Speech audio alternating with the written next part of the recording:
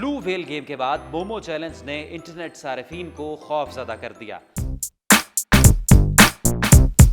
पिछले साल blue whale game की वजह से बहुत से नौजवानों और बच्चों की अमवात हुई। अब एक बार फिर इसी जैसा चैलेंज सामने आया है, जिसके बारे में ख्याल किया जा रहा है कि अर्जेंटाइन की 12 साला बच्ची की हलाकत के पीछे यही मोमो चैलेंज है। रिपोर्ट्स के मुताबिक मोमो मुख्तलिफ सोशल मीडिया जैसे व्हाट्सएप, फेसबुक और यूट्यूब पर एक अकाउंट है। ये अकाउंट खवातीन की डरावनी तस्वीर पर मुश्तमिल आर्टवर्क का इस्तेमाल करता है। ब्लू व्हेल गेम की तरह मोमो चैलेंज में भी शरीक अफराद को मखसूस अहकाम पर अमल करने का कहा जाता है। इन अहकाम में अजनबी फ़ोन नंबरों पर लोगों से रब्ता करने और इसी तरह के काम करने को कहा जाता है। अगर कोई अहकामात पर अमल न करे तो उसे ज्यादा पुरतशद्दुद तस्वीर दिखाकर खौफजदा किया जाता है। इतलात के मुताबिक मोमो जापान, कोलंबिया और मेक्सिको के 3 फ़ोन नंबरों से मरबूत है।